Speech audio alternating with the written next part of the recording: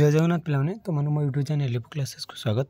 आज वीडियो पे देखिए कि मेजर फॉर पॉलिटिकल साइंस। तो आम मेजर फॉर पॉलिटिकल साइंस पे तुलनात्मक सरकार अच्छी JAC core paper 4 JAC NEP 2020 लागू होता है पे पूर्व वीडियो जो मेजर फॉर क्लास गुड़ अच्छी से विशेष पैटर्न करदे क्लास गुड़ 8टी ना 9टी क्लास है तो मत क्षमा करदे। तो से वीडियो गुड़ आउ देखिए तो मुझे आज नुआ कर स्टार्ट कर क्लास गुड़। तो डेन 4 क्लास को स्टार्ट करवा। तो यूनिट 1 यूनिट 2 यूनिट 3 और यूनिट 4 देखिए जो आम अच्छी इंट्रोड्यूक्शन आर कंपेरेटिव गवर्नमेंट तुलनात्मक सरकार introduction legislature executive and bureaucracy then constitution judiciary and multi level government election political parties and interest पर पॉलिटिकल पार्टी आसी पारे बोधे से यूनिटा मुझे क्लास कर तो ସେଇଟା भी देखीद पर। तो देख तुलनात्मक सरकार अनुष्ठानवाद और नव्य अनुष्ठानवाद एमती रही। तो देख पे प्रथम एक देख तुलनात्मक सरकार तार बैकग्राउंड पृष्ठभूमि कौन आज आम देखा। अधुनातन तथा बृहत्तर अर्थ में तुलनात्मक सरकार और तुलनात्मक राजनीति पद्धति सम अर्थ तथा अदल बदल हो व्यवहृत होती से मध्य पार्थक्य परिलक्षित हुए। जो आम दुईटा वार्ड रहा तुलनात्मक सरकार और तुलनात्मक राजनीति से दुईटे पद कौन सम अर्थ तथा अदल बदल व्यवहृत हो माने अदल बदल कौन व्यवहार कर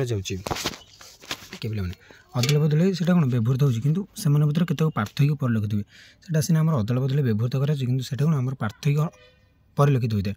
मुख्य पार्थक्य होती है परिसर जनित से जो परिसर अच्छी तुलनात्मक सरकार एवं तुलनात्मक राजनीति जो परिसरटा रही से तार मुख्य पार्थक्य। उभय प्राय सामान विषय वस्तु अंतर्भुक्त करते तुलनात्मक राजनीतिर परिसर तुलनात्मक सरकार परिसर अधिक व्यापक बोली दर्शा जाए। कौन कहना पे मैंने कौन प्राय सामान विषय वस्तु अंतर्भुक्त करते सामान कौन विषय वस्तु से अंतर्भुक्त करें तुलनात्मक राजनीतिर परिसरटा तुलनात्मक सरकार परिसरटा माने राजनीतिर परिसरटा बड़ काठू ना तुलनात्मक सरकार परिसर ठारू मात्र सांप्रतिक समय परिदृष्ट हुए जे तुलनात्मक सरकार तुलनात्मक राजनीतिर बड़का परिसर मध्य को क्रमशः अतिक्रमण कर चलती आवृत कर सारी कौन किंतु पर समय जो समय बीती जाए से कौन देखा जाए परिदृष्ट हुए जे तुलनात्मक सरकार तुलनात्मक राजनीतिर बड़का परिसर जो तुलनात्मक सरकार यहाँ आम राजनीतिर परिसरटा बड़ तुलनात्मक सरकार कौन परिसरटा बहुत छोट तो से तार जो जहाँ बड़का परिसर रहा ताको किए अतिक्रमण करें अतिक्रमण कर चलती किए तुलनात्मक सरकार।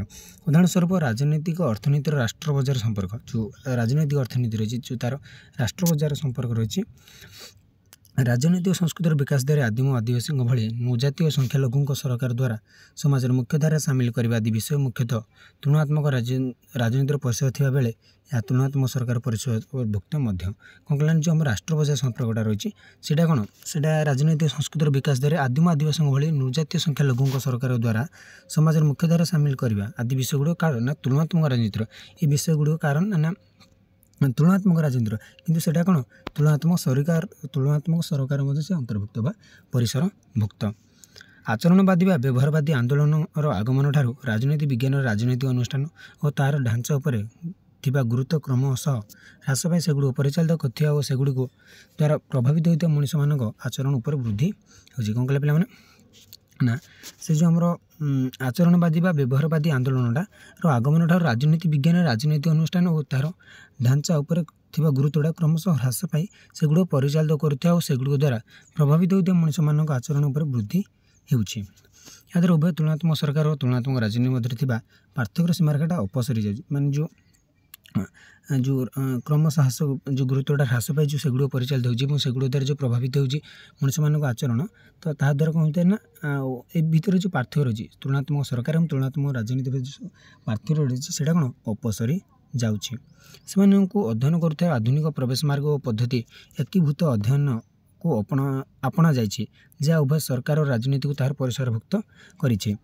उभय नीति निर्धारण राजनैतिक पूर्वानुमान विवाद समाधान विकास अध्ययन आदि करुले पूर्वर उभय परिसर नाला एगुड़िक जैक आपणा जाइए जैक उभय सरकार और राजनीति परिसरभुक्त कर कौन कौन जमी उभय नीति निर्धारण करती राजनैतिक पूर्वानुमान करती विवाद समाधान करती माने एगुड़ी कौन एरा गोटे परिसर नाला विकास अध्ययन करती एगुड़िक कौन पूर्वर उभय परिसर नाला कि वास्तव दुनिया में प्रयोग बा जड़ित होगा क्षेत्र में निजस्व क्षेत्र कहूबा एम मध्य कहीं भी एकुटिया से सब सम्मुखीन हो पारे ना छाड़ से कथा।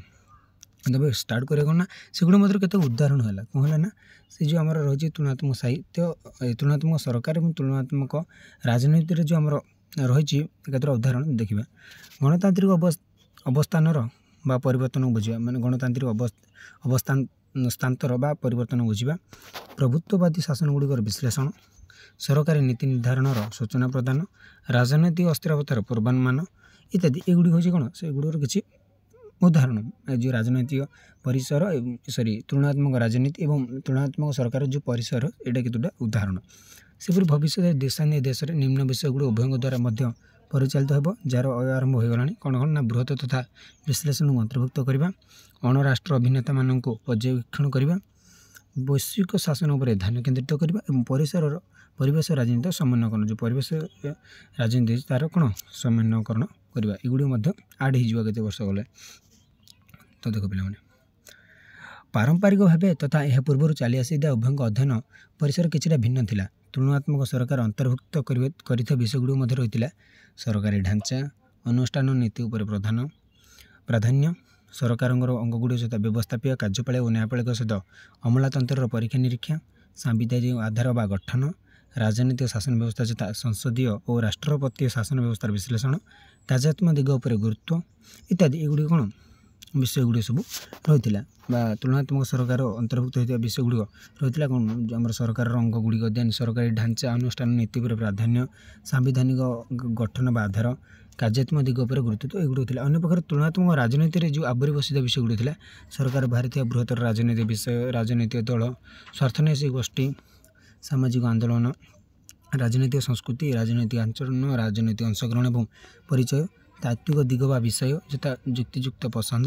ରଚନାତ୍ମକବାଦ ଇତ୍ୟାଦି ଏଗୁଡ଼ିକ କ'ଣ ପିଲାମାନେ ଏ ଯେଉଁ ଆମର ଏଗୁଡ଼ିକ ଥିଲା ଏଗୁଡ଼ିକ ଥିଲା ତୁଳନାତ୍ମକ ରାଜନୀତିର ବିଷୟଗୁଡ଼ିକ। ଆଉ ଏଇଠୁ ଯେଉଁ ଆମର ରହିଲା ଏତିକି ରହିଲା ଆମର କ'ଣ ତୁଳନାତ୍ମକ ସରକାରର ବିଷୟବସ୍ତୁ।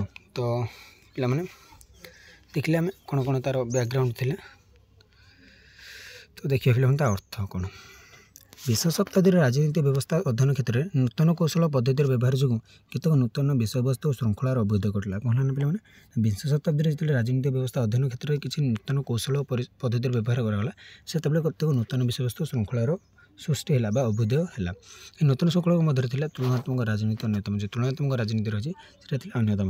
ଦ୍ୱିତୀୟ ବିଶ୍ୱଯୁଦ୍ଧ ପରେ ବିଶେଷ କରି 1950 1960 ଦଶକ ମଧ୍ୟରେ ତୁଳନାତ୍ମକ ରାଜନୀତି ବିଜ୍ଞାନର ଏକ ଅଂଶବିଶେଷ ରୂପେ ବିକାଶ ଲାଭ କରିଥିଲା। କ'ଣ ହେଲା ପିଲାମାନେ,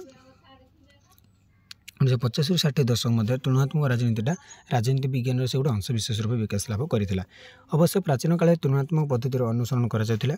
ରାଜନୀତି ବିଜ୍ଞାନର ଜନକ ଗ୍ରୀକ୍ ଦାର୍ଶନିକ ଆରିଷ୍ଟୋଟଲ 158ଟି ସରକାରର ଅଧ୍ୟୟନ କରି ରାଷ୍ଟ୍ର ଓ ସରକାରର କାର୍ଯ୍ୟାବଳୀ ସ୍ଥିର କରିଥିଲେ। ଯେଉଁ ଆମର କିଏ ଗ୍ରୀକ୍ ଦାର୍ଶନିକ ଆରିଷ୍ଟୋଟଲ ସେ 158ଟି ସରକାରର ଅଧ୍ୟୟନ କରି ସରକାରର କାର୍ଯ୍ୟାବଳୀ ସ୍ଥିର କରିଥିଲେ। ମାତ୍ର ଆଧୁନିକ ରାଜନୀତି ବିଜ୍ଞାନୀମାନେ ରାଷ୍ଟ୍ର ଗଠନ କ୍ଷମତା ମଧ୍ୟରେ ତୁଳନା କରିବା ପରିବର୍ତ୍ତେ ରାଷ୍ଟ୍ର ବର୍ତ୍ତମାନ ଓ ଭବିଷ୍ୟତର ଭୂମିକା ମଧ୍ୟରେ ତୁଳନାତ୍ମକ ଆଲୋଚନା ଆରମ୍ଭ କଲେ। କିନ୍ତୁ ବର୍ତ୍ତମାନ ଯେଉଁ ରାଜନୀତି ବିଜ୍ଞାନୀମାନେ ଅଛନ୍ତି ସେମାନେ କ'ଣ ରାଷ୍ଟ୍ରର ଗଠନ କ୍ଷମତା ମଧ୍ୟରେ ସେଇଟା ତୁଳନା କରିବା ପରିବର୍ତ୍ତେ ସେ ରାଷ୍ଟ୍ରର ବର୍ତ୍ତମାନ ଓ ଭବିଷ୍ୟତର ଭୂମିକାଟାକୁ ସେ ତୁଳନା କରୁଛନ୍ତି।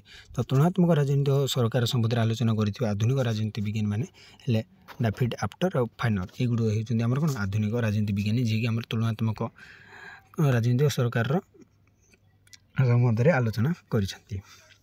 ସାଧାରଣତଃ ତୁଳନାତ୍ମକ ରାଜନୀତି କହିଲେ ବିଶ୍ୱର ପ୍ରମୁଖ ଶାସନ ବ୍ୟବସ୍ଥା, ସରକାରୀ ଅନୁଷ୍ଠାନ, ସେମାନଙ୍କର କାର୍ଯ୍ୟକଳାପ ଓ ଆଚରଣ ସମ୍ବନ୍ଧରେ ଅଧ୍ୟୟନ ବୁଝାଇଥାଏ। କ'ଣ କହିଲା ନା ପିଲାମାନେ, ଆମେ ତୁଳନାତ୍ମକ ରାଜନୀତି କହିଲେ କ'ଣ ବୁଝିବା ନା ବିଶ୍ୱର ପ୍ରମୁଖ ଶାସନ ବ୍ୟବସ୍ଥା, ସରକାରୀ ଅନୁଷ୍ଠାନ, ସେମାନଙ୍କର କାର୍ଯ୍ୟକଳାପ ଓ ଆଚରଣ ସମ୍ବନ୍ଧରେ ଅଧ୍ୟୟନକୁ ବୁଝାଇବା। ବିଭିନ୍ନ ରାଜନୈତିକ ବ୍ୟବସ୍ଥାର ସୁଗୁଣ ଓ ଦୁର୍ଗୁଣକୁ ସମୀକ୍ଷା କରି ଏକ ନିର୍ଦ୍ଦିଷ୍ଟ ସିଦ୍ଧାନ୍ତରେ ପରିଣତ ହେଉଛି ତୁଳନାତ୍ମକ ରାଜନୀତିର ବିଷୟବସ୍ତୁ। କ'ଣ କହିଲା ନା ପିଲାମାନେ, ବିଭିନ୍ନ ଯେଉଁ ରାଜନୈତିକ ବ୍ୟବସ୍ଥା ରହିଛି ତା'ର ସୁଗୁଣ ଆଉ ଦୁର୍ଗୁଣକୁ ସମୀକ୍ଷା କରି ଗୋଟେ ନିର୍ଦ୍ଦିଷ୍ଟ ସିଦ୍ଧାନ୍ତରେ ପହଞ୍ଚିବାକୁ ଆମେ ତାକୁ ତୁଳନାତ୍ମକ ରାଜନୀତିର ବିଷୟବସ୍ତୁ। ଅନ୍ୟ ଅର୍ଥରେ ଆଧୁନିକ ବିଶ୍ୱର ବିଭିନ୍ନ ରାଷ୍ଟ୍ରରେ ଥିବା ଶାସନ ବ୍ୟବସ୍ଥା, ରାଜନୈତିକ କାର୍ଯ୍ୟକଳାପ, ପ୍ରକ୍ରିୟା ଓ କ୍ଷମତା ମଧ୍ୟରେ ତୁଳନାତ୍ମକ ଅଧ୍ୟୟନକୁ ତୁଳନାତ୍ମକ ରାଜନୀତି କୁହାଯାଏ। ଯେଉଁ ଆମର ଆଧୁନିକ ବିଶ୍ୱର ବିଭିନ୍ନ ରାଷ୍ଟ୍ରରେ ଥିବା ଯେଉଁ ଶାସନ ବ୍ୟବସ୍ଥା ରହିଛି, ରାଜନୈତିକ କାର୍ଯ୍ୟକଳାପ ଗୁଡ଼ିକ ରହିଛି, ପ୍ରକ୍ରିୟା ଓ କ୍ଷମତା ଗୁଡ଼ିକ ରହିଛି, ତା ଭିତରେ ତୁଳନାତ୍ମକ ଅଧ୍ୟୟନକୁ ଆମେ କହିବା ତୁଳନାତ୍ମକ ରାଜନୀତି। କେତେକ ଦାର୍ଶନିକ ମତରେ ରାଜନୈତିକ କାର୍ଯ୍ୟକଳାପ ସହ ଯେଉଁ ପରିବେଶରେ ରାଜନୈତିକ ବାଦ ବିବାଦ ସୃଷ୍ଟି ହୁଏ ବା ସମାଧାନ ହୋଇଥାଏ, ତାହାର ତୁଳନାତ୍ମକ ଅଧ୍ୟୟନକୁ ତୁଳନାତ୍ମକ ରାଜନୀତି କୁହାଯାଏ। ତା'ର ଯେଉଁ ତୁଳନାତ୍ମକ ଅଧ୍ୟୟନ କରାଯାଏ ତାକୁ ଆମେ କହିବା ତୁଳନାତ୍ମକ ରାଜନୀତି। ଏହି କ୍ଷମତାର ସଂଘର୍ଷ ରାଷ୍ଟ୍ର ଏବଂ ଅଣରାଷ୍ଟ୍ର ସଂଗଠନମାନଙ୍କର ଅଧ୍ୟୟନ ଉପରେ ଗୁରୁତ୍ୱ ପ୍ରଦାନ କରିଥାଏ। ଏହି କ୍ଷମତାଟା କ'ଣ ସଂଘର୍ଷ ଏବଂ ରାଷ୍ଟ୍ର ଅଣରାଷ୍ଟ୍ର ମଧ୍ୟରେ ଯେଉଁ ସଂଗଠନ ଗୁଡ଼ିକ ରହିଛି ତା'ର ଅଧ୍ୟୟନ ଉପରେ କ'ଣ ଗୁରୁତ୍ୱ ପ୍ରଦାନ କରିଥାଏ। ପିଲାମାନେ ଆଜି ପାଇଁ କ୍ଲାସ୍ଟି ଏଇଠି ରଖୁଛି। ପରବର୍ତ୍ତୀ କ୍ଲାସ୍ ଦେଖିବା ତୁଳନାତ୍ମକ ସରକାର ସଂଜ୍ଞା ଏବଂ ତୁଳନାତ୍ମକ ରାଜନୀତିର ସଂଜ୍ଞା। ତ ଆଜି ପାଇଁ କ୍ଲାସ୍ଟି ଏଇଠି ରଖୁଛି। ଜୟ ଜଗନ୍ନାଥ।